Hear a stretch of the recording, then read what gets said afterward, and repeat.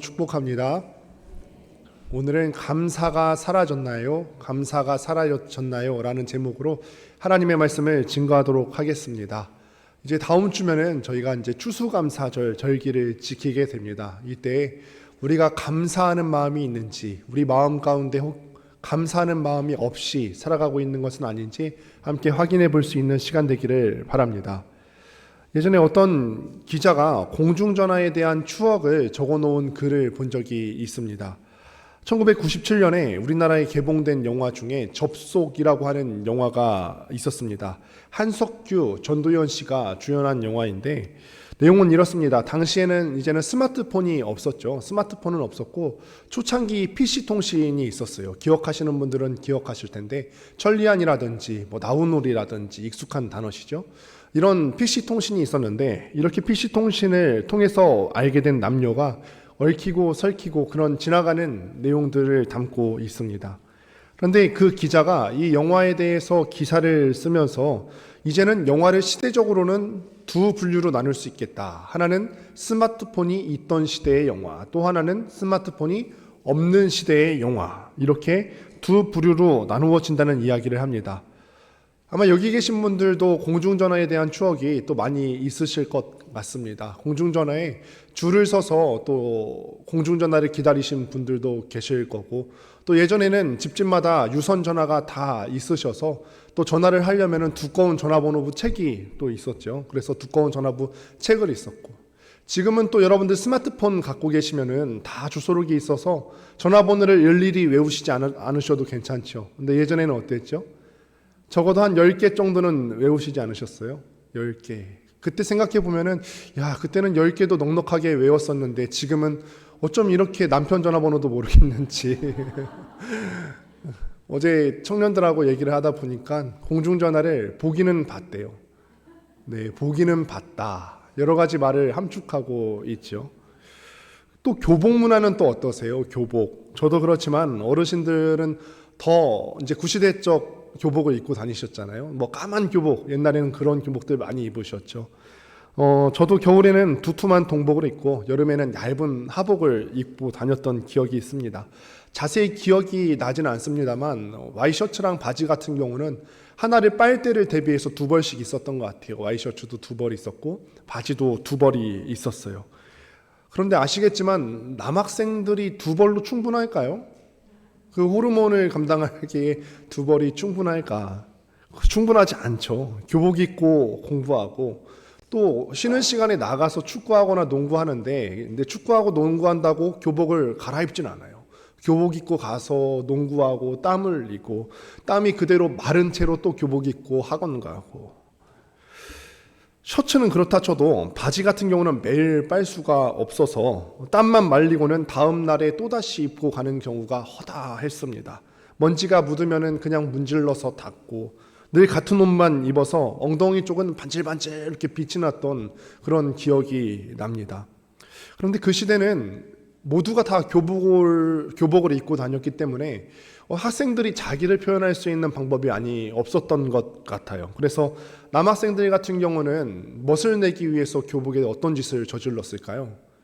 바지 같은 경우는 바지를 넓게 펴서 나팔 바지를 만들어 입는다든지, 아니면은 통을 이렇게 줄여갖고 우리 세대로 말할 것 같으면 쫄바지라고 했는데 옛날 어르신들은 당꼬바지라고 말을 하더라고요. 당꼬바지라고 이렇게 만들어서 입고는 했어요. 이걸 입고 아침에 학교를 가면은 손도부가 있어요. 참 싫은 손도부. 그 손도부가 꼼꼼하게 다 잡아내기도 하고 체크해서 맞기도 하고 기압도 하고, 이런 기억들이 하나하나 나게 됩니다. 저희 때도 그랬지만 저보다 더 어르신 세대들도 이런 비슷한 추억들이 굉장히 많으실 거예요. 이때에는 있었고 지금은 없는 그런 추억들.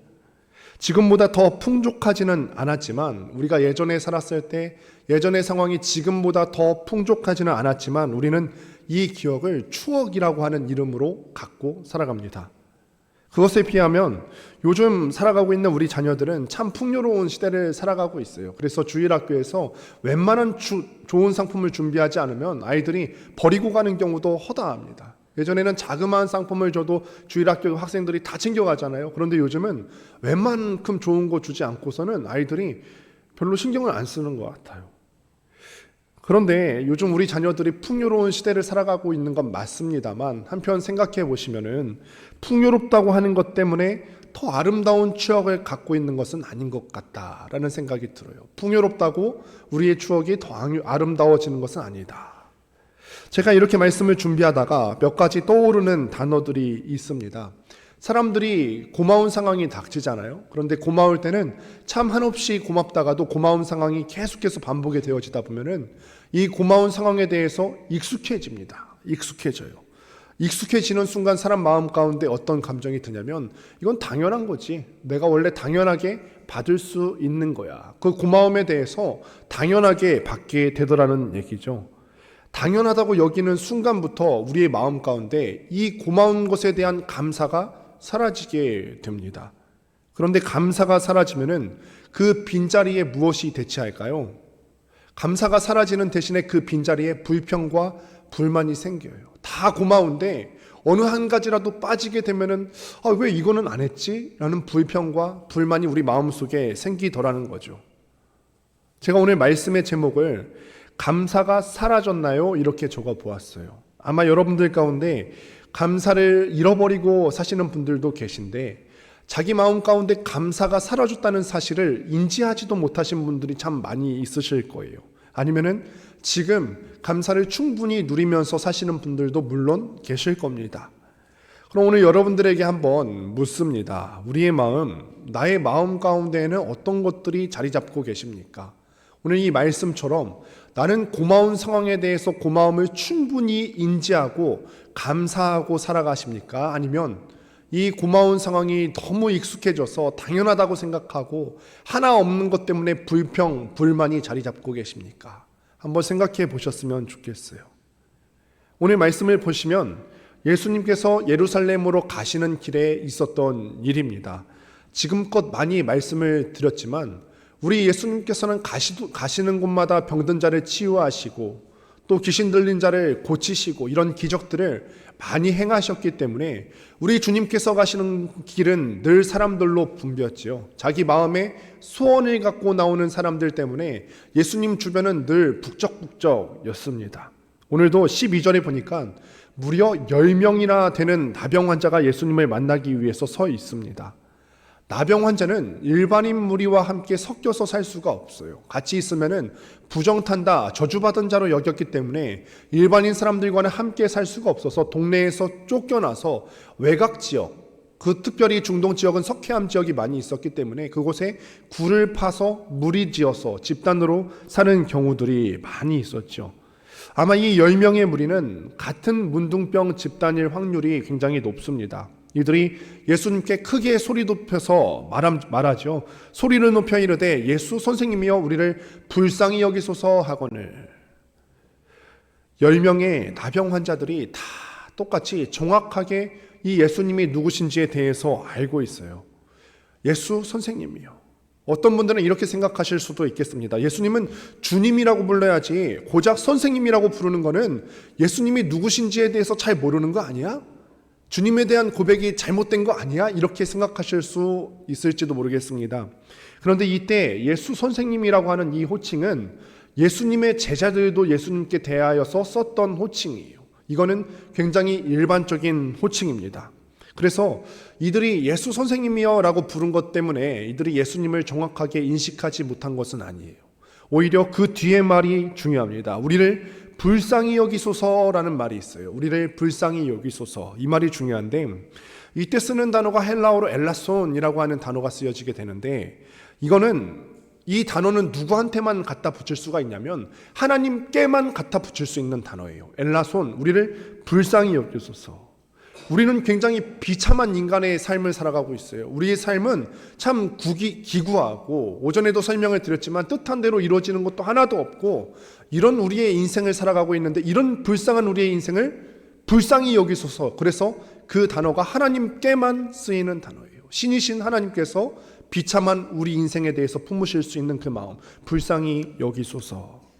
그런데 우리 비참한 인간에게 부어지는 하나님의 자비를 표현할 때 쓰는 이 단어를 하나님한테 써야 되는 단어를 지금 나병 환자들이 예수님께 쓰고 있는 거예요. 그러니까 지금 이 말은 이런 뜻인 거죠. 예수님, 지금 우리는 당신이 우리의 병을 고치실 수 있는 능력이 있는 분인 줄을 믿습니다. 우리가 걸린 병은 인간의 힘으로는 고칠 수가 없는데 지금까지 제가 듣고 눈으로 확인한 바 당신은 우리 인간과 같지 않으시고 사람의 힘으로는 고칠 수 없는 그 병을 고칠 수 있는 전능자이심을 내가 믿습니다. 이 뜻인 거죠. 정확하게 신앙 고백을 한 거예요. 이 10명의 나병 환자들이 예수님에 대해서 정확하게 알고 정확하게 신앙 고백을 했습니다. 그때 예수님께서 보이신 반응이 또한 독특한데 14절에 이렇게 말씀을 하십니다. 보시고 이르시되 가서 제사장들에게 너희 몸을 보이라 하셨더니 그들이 가다가 깨끗함을 받은지라. 레위기 규례에 따르면은 이 나병에 걸렸다가 나은 사람들은 다시 일반인 무리에 들어가 살기 위해서는 깨끗함을 받은 증표를 받았어야 했습니다. 그것이 무엇이냐면 자기의 환부를 제사장에게 가서 보여주는 거예요. 그래서 제사장이 하나하나 다 체크하고 너희는 다 나았다 이렇게 확증을 받아야지만 다시 일반인 무리에게로 들어갈 수 있었고 다시 자기들의 가족에게로 들어가서 살 수가 있었어요. 그런데 여기서 문제는 이 사람들이 제사장한테 몸을 보이러 가는 것이 큰 문제가 되는 것이 아니라 여기서 문제는 이 사람들이 아직 나은 상태가 아니라는 거예요. 가다가 깨끗함을 받았다고 한 걸로 보아서 예수님께서 지금 이 말씀을 하고 계실 때에는 아직 병이 나은 상태는 아니었어요. 우리 주님께서는 물론 우리가 알고 있는 주님께서는 그런 능력이 있으시죠. 나라 하면은 즉시로 낫게 해주실 수 있는 능력이 있으셨지만 그렇게 하지 않으셨습니다. 예수님이 말씀대로 순종하는 그 믿음을 보기 위해서였을까요? 주님께서는 그 즉시로 고치시진 않으셨지만 나병 환자는 그 예수님의 말씀대로 제사장에게 몸을 보이러 갔고 가는 도중에 깨끗이 나음을 받았습니다. 중요한 것은 그 다음 장면에 나옵니다. 분명히 나은 사람은 10명 모두가 다 나았어요. 그런데 그 중에 큰 소리로 감사한 사람은 그 10명 중에 단 한 사람이더라.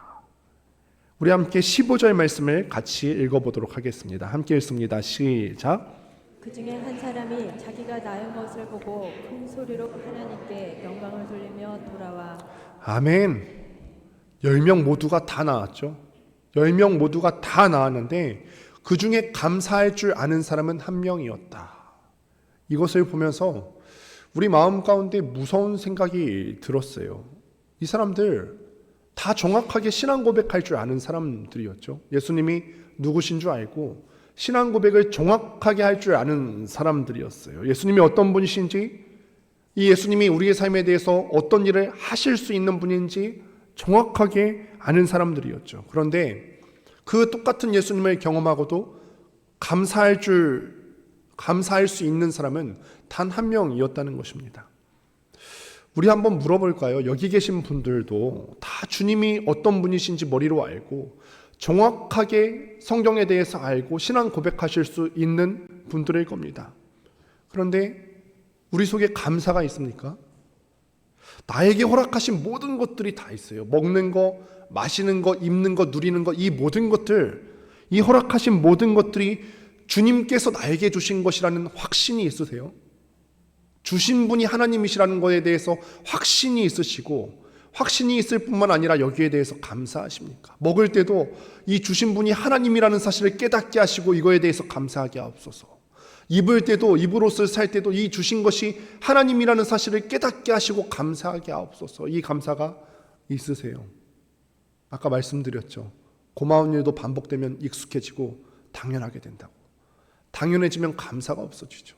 옷 입는 거, 먹는 거, 마시는 거 우리가 매일같이 경험하다 보니까 당연한 게 돼버렸어요. 이스라엘 사람들이 만나가 당연해지니까 불평, 불만했던 것과 마찬가지로 우리도 불평, 불만이 나옵니다. 하나님이 다 먹여주시고 다 입혀주시는데 조금 하나 없는 것 가지고 하나님 나한테 왜 이거 안 주세요? 불평이 나오고 불만이 나오지요. 이러니 참 우리가 무섭습니다. 이게 어려운 문제지요. 그래서 어떤 목사님이 이 본문에 대해서 설교하시면서 제목을 그렇게 잡았더라고요. 상위 10%의 감사. 10명 중에 한 사람만이 감사했다는 이야기죠. 10명 중에 한 사람만이 주님을 찾아옵니다. 여러분, 이게 참 어려워요. 여러분이 10%에 속할 거라는 생각을 하십니까? 90%는 그러지 못한다니까요. 여기 계신 분들 중에 90%는 감사하기가 힘든 사람들이에요.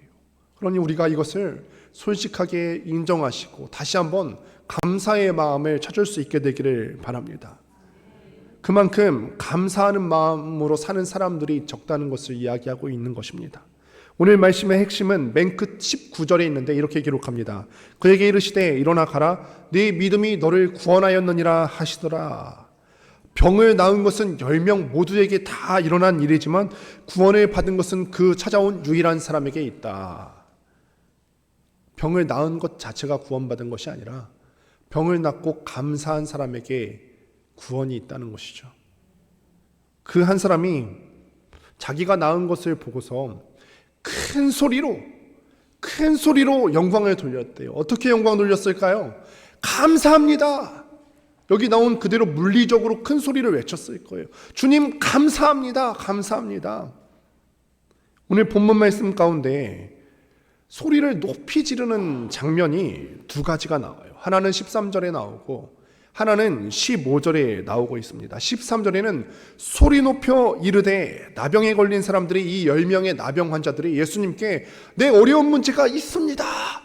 이 어려운 문제를 갖고 주님께 소리를 질러요. 어려운 문제가 있을 때 소리 지르는 한 가지 경우가 있죠. 15절에는 큰 소리로, 이거는 고침을 받은 사람이 고침받은 후에 하나님께 나와서 영광을 돌리는 장면입니다. 이 큰 소리는 둘 다 똑같은 헬라어 어원을 갖고 있고 NIV 성경으로 봤을 때는 라우드 보이스라고 해서 똑같은 영어 단어를 갖고 있습니다. 똑같이 큰 소리고 똑같은 단어가 쓰여지는 거예요. 그런데 사용되는 경우가 두 가지가 있다는 거죠. 하나는 나에게 어려운 상황이 있었을 때 주님 도와주십시오, 도와주세요 하고 큰 소리로 외치는 경우와, 또 한 가지는 이 어려움을 고백했을 때 주님께서 응답하시고 다 해결되었을 때 감사한 마음으로 외치는 큰 소리가 있죠. 감사합니다 주님, 나에게 이 어려운 문제가 있었는데 해결해 주시니 감사합니다. 똑같은 큰 소리인데 두 가지가 있다는 거예요. 한번 생각해 보실까요? 우리가 인생의 문제를 가지고 하나님께 갖고 나와서 하나님께 외치는 것, 큰 소리로 외치는 것은 우리에게 익숙한가요? 익숙하지 않은가요? 익숙해요. 이거는 그래도 익숙하죠. 우리가 상황이 어려우면 어려울수록, 내가 사랑하는 자녀들이 아프면 정도가 심하면 심할수록 더 큰 소리로 외칩니다. 주님께 꼭 들려야 된다고 더 큰 소리로 외칩니다. 그러니까 문제가 있을 때 소리를 지르는 거는 누구나 할 수 있는 거죠. 누구나 할 수 있어요. 그런데 감사한 일에 대해서 큰 소리로 지르는 경우는 10명 중에는 하나밖에 안 되는 것 같아요. 10명 중에 1명 정도 될까요? 주님 감사합니다. 내가 이렇게 기도했었는데 지금 돌이켜 생각해 보니까 주님께서 응답하셨군요. 감사합니다. 감사의 이유를 놓고 하나님께 큰 소리로 외치는 경우는 10명 중에 1명 될까요? 우리 스스로에게 한번 묻습니다. 어떤 믿음이 더 진짜 믿음이고 어떤 믿음이 더 좋은 믿음일까요? 우리에게 문제가 생겼을 때 부르짖어서 기도하는 믿음과 문제가 해결된 다음에 감사할 수 있는 믿음, 둘 다 귀한 믿음이겠지만 제가 보기에 문제를 갖고 소리 지르는 것은 누구나 다 할 수 있는 것이지만 믿음이 진짜인지 드러나는 것은 주님께서 내 기도에 대해서 행하신 일이 있는데 이 행한 일에 대해서 감사가 있느냐 없느냐가 아닐까요? 이거를 당연하게 받느냐 아니면 감사함으로 받느냐. 또 이렇게 생각해 보았습니다. 우리가 문제를 가지고 이 문제를 갖고 소리를 지르는 순간 우리의 시선은 어떤 거에 집중하고 있죠? 문제 그 자체에 집중하고 있어요. 물론 우리가 하나님을 바라보면서 우리의 문제를 고백하여 올리기도 하지만 대다수의 경우는 우리의 문제를 놓고 큰 소리로 외칠 때 우리의 마음과 우리의 생각과 우리의 시선은 내 문제, 그러니까 그 시선이 나한테로 향하여 있어요. 그렇죠? 그런데 하나님께 영광을 돌리는 그런 부르짖음은 하나님 이루어 주신 분이 하나님이십니다. 내가 이런 상황이 있었는데 도와주신 분이 하나님이십니다. 내 시선이 온전히 하나님께로 향해지고 있음을 우리가 발견하게 되죠. 그러니까 문제 가운데서 소리 지르는 것보다 하나님 앞에 감사함으로 큰 소리로 영광 돌리는 게 하나님께 진짜 집중하는 모습이구나라는 사실을 깨닫게 됩니다. 저는 지금까지 아직 경험이 일천하지만 그래도 사람들 함께 대하면서 우리 청년들 또는 함께 마주했던 사람들 문제가 생길 때 지나가면서도 혹은 카톡으로도 목사님 이런 문제가 있으니까 기도해 주세요. 그리고 다급한 문제가 생길수록 이런 기도의 부탁을 많이들 하시는 경우를 봅니다.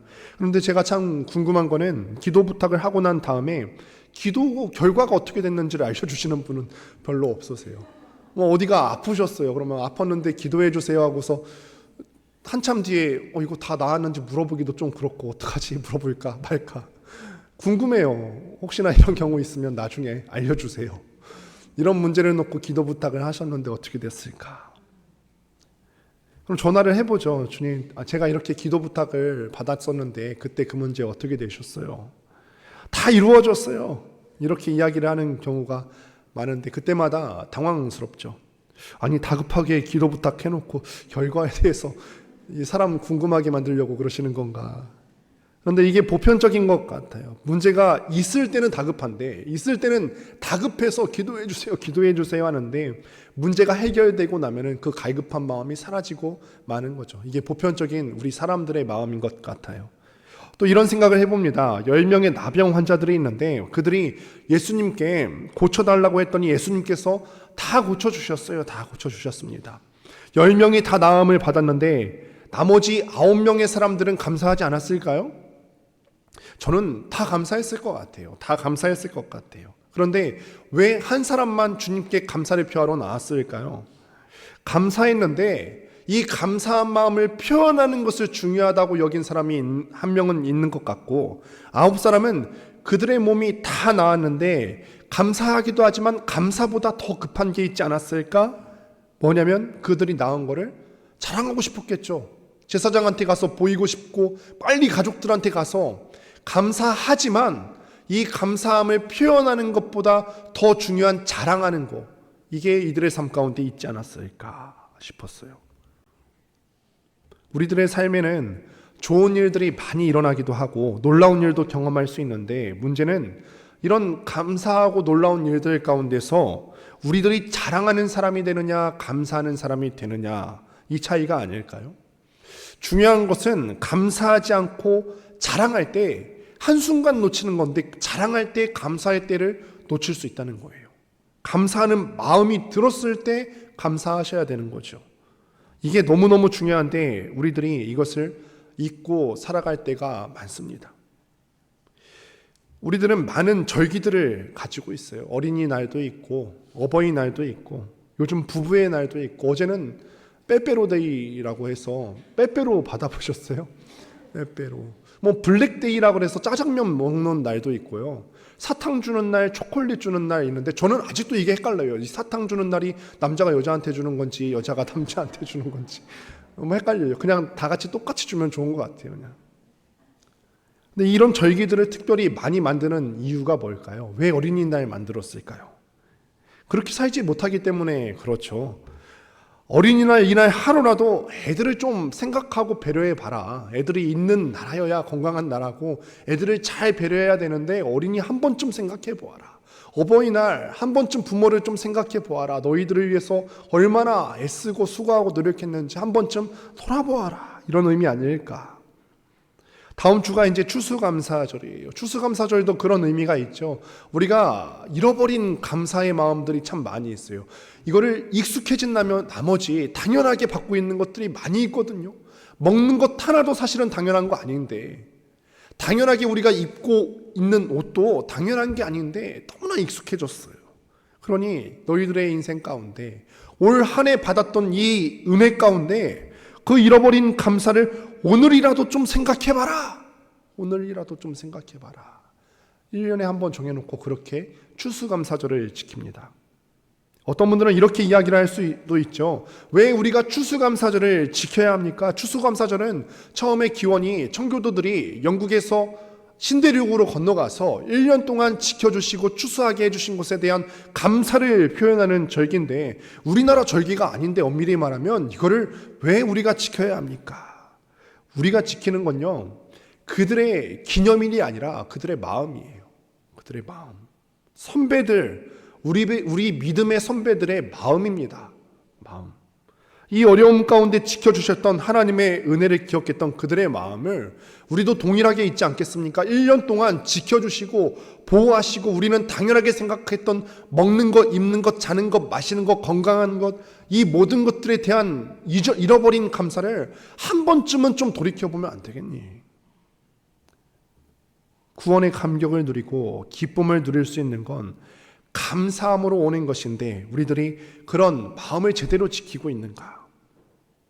요즘은 교회에서 헌금 얘기하는 게 굉장히 힘들어졌어요. 이유는 간단한데 헌금을 돈으로 생각하기 때문에 그렇습니다.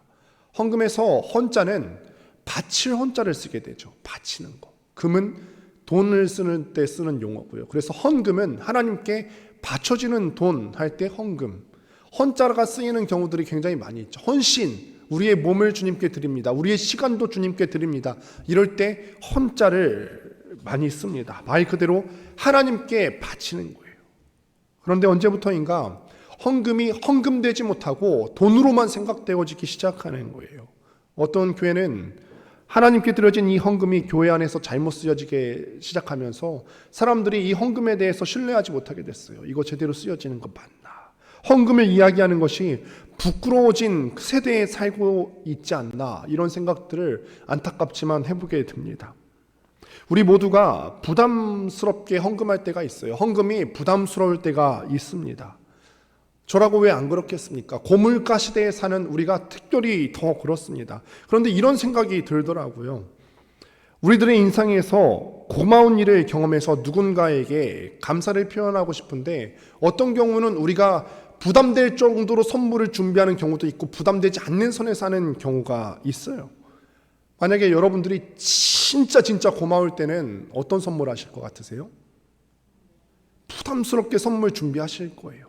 부담스럽게. 힘에 지나도록 선물 준비하실걸요. 누가 내 자녀의 목숨을 구해줬어요. 그러면 여러분들 선물 어떻게 하실까요? 뭘 드린들 아깝겠어요? 부담스럽게 준비하실 거예요. 부담스럽게.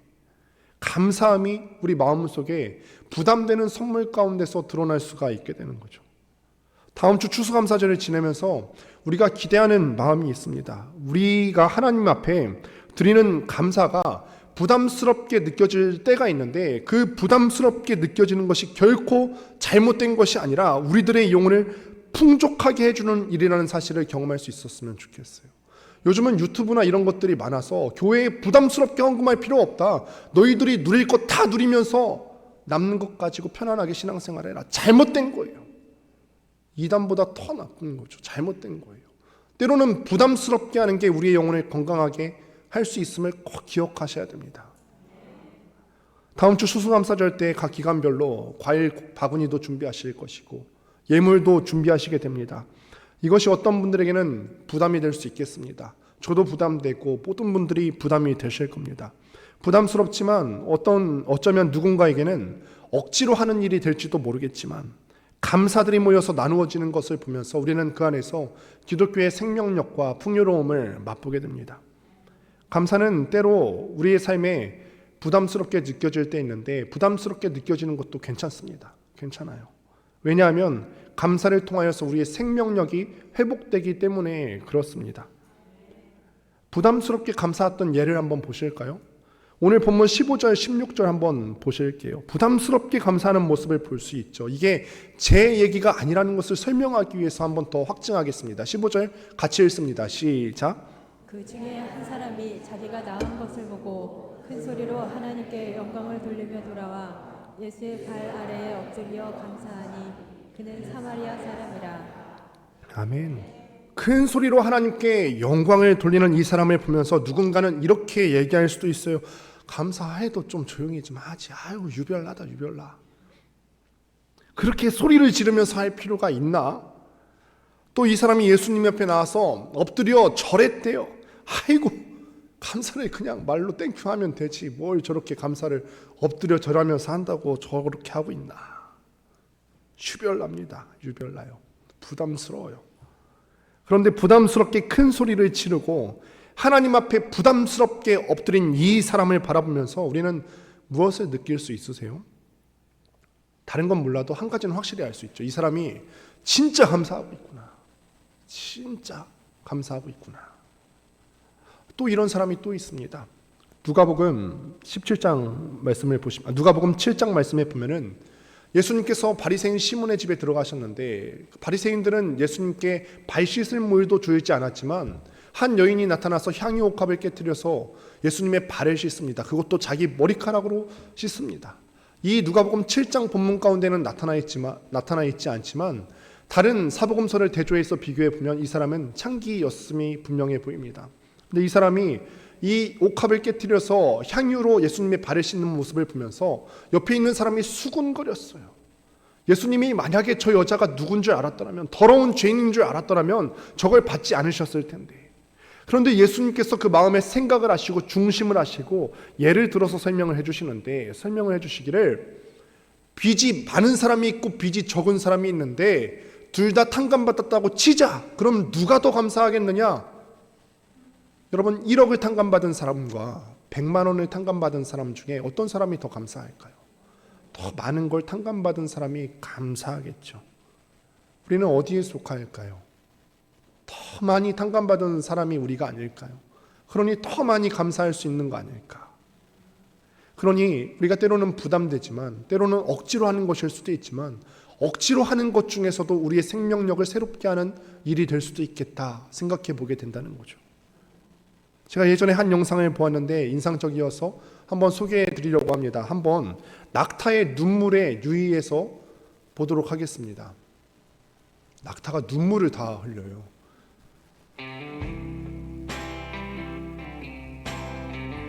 불을 꺼주세요.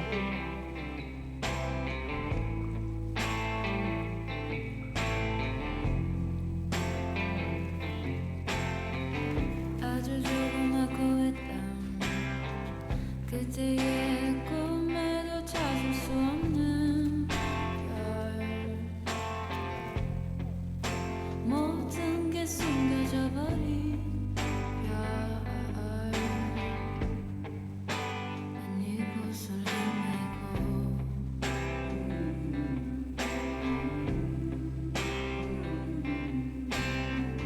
아주 서늘하고 짙은 나에게 꿈.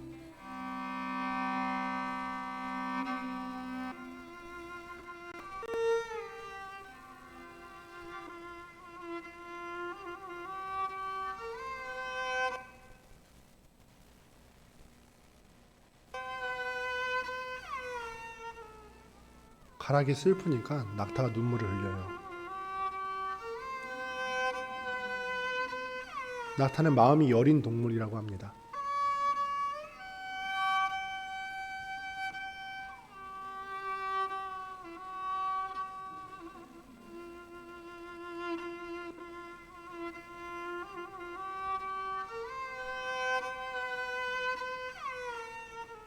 Содержит нулимсынан тышер ходит, качас, нулимсын качас, уйра хирчиш.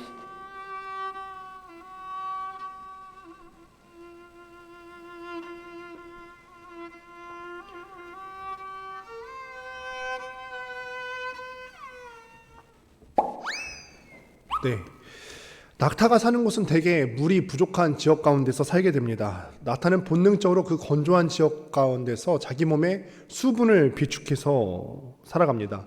그런데 낙타가 새끼를 낳는데 새끼 낳는 출산의 과정이 너무너무 고통스럽기 때문에 새끼를 낳고 나서 새끼를 멀리한대요. 젖도 물리려고 하지 않고 새끼를 외면한다고 합니다. 그렇다 보면은 새끼가 죽을 수도 있어요. 그래서 낙타의 새끼를 살리기 위해서 몽골 지방에 있는 사람들은 방금 영상에서 보신 바와 같이 낙타에게 구슬픈 노래를 들려주는 거예요. 그러면 낙타가 눈물을 흘리기 시작하면은 새끼에게 젖을 물리게 돼요. 모성을 발휘하게 되더라는 거죠. 억지로라도 눈물을 흘리게 하면은 생명력이 있다라는 거예요. 억지로라도.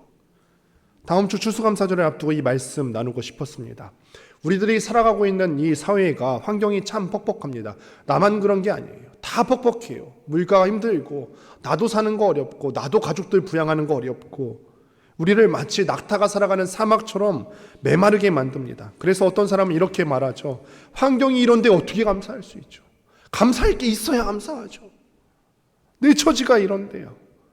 그러나 그럴지라도 낙타가 눈물을 흘려서 모성애가 발휘될 수 있는 것처럼 우리 안에서 의도적으로 의지적으로 감사가 흘러나올 때 우리가 생명력을 가질 수 있게 된다는 것입니다. 감사가 없으면은 삶이 전부 다 메마르게 되어 있습니다. 여러분 주의하셔야 합니다. 믿음도 있고 헌신도 있고 신앙 고백도 정확히 할 수 있지만 감사하지 못하는 삶이 얼마나 실패할 수 있는 삶이 될 수 있는가 여러분들이 꼭 기억할 수 있었으면 좋겠습니다. 오늘 본문 말씀 17절부터 19절 이렇게 말씀하십니다. 예수께서 대답하여 이르시되 10사람이 다 깨끗함을 받지 아니하였느냐? 그 9은 어디 있느냐? 이 이방인 외에는 하나님께 영광을 돌리러 돌아온 자가 없느냐 하시고 그에게 이르시되 일어나 가라 내 믿음이 너를 구원하였느니라 하시더라. 오늘 주님께서 우리에게 말씀하시는 것은 병이 나았기 때문에 구원받은 것이 아니라 네가 돌아와서 감사했기 때문에 그 믿음 때문에 구원을 받았느니라.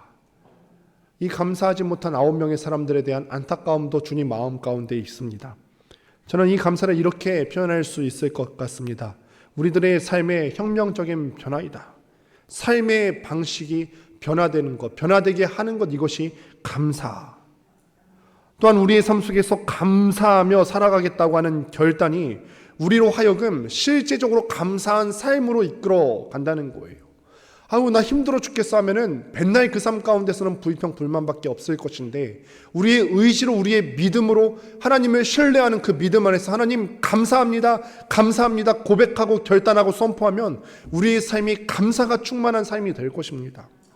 지금 당장 환경이 녹록지는 않아도 감사하며 살아가겠다고 결단하면 이 결단이 우리를 감사한 삶으로 이끌어 가신다는 것입니다. 사랑하는 여러분, 말씀을 맺습니다. 이제 올 한 해도 어느덧 다 지나가고 있습니다. 이 한 해를 한번 돌아보실까요? 우리가 한 해 가운데 누렸던 것, 받았던 것, 우리에게 있는 것 다 하나님께서 우리에게 은혜로 주신 것이 인정되십니까? 정말로 인정되세요? 그렇게 생각하면서도 살아오셨어요. 이 하나님께 그러면 우리는 얼마나 감사를 표하셨어요? 그냥 마음으로 느끼고 자랑하는 거 말고요. 알겠어요. 근데 안 돼서 그친 거 말고요. 이 감사를 얼마나 표현하셨어요. 부담스럽게 표현하실 수도 때로는 있어야 되는데 그게 우리 가운데 생명력 주는데 우리가 주님께 부담스럽게 감사를 표현하신 적이 언제 있으세요? 너무나 바쁘고 고되게 산 나머지 또 너무나 익숙해진 나머지 감사하는 마음이 사라지고 이 빈자리에 불평과 불만으로 채워진 것은 아닐까요? 그래서 때때로 여러분들이 부담스러울 만큼 하는 감사가 필요해요. 낙타의 눈물을 통해서 새끼 낙타에게 젖을 먹일 수 있도록 마음을 바꿔주는 것처럼 여러분들에게 생명력, 새로운 생명력을 만들어내는 감사가 여러분들 마음 가운데 있기를 주님의 이름으로 간절히 축원드립니다.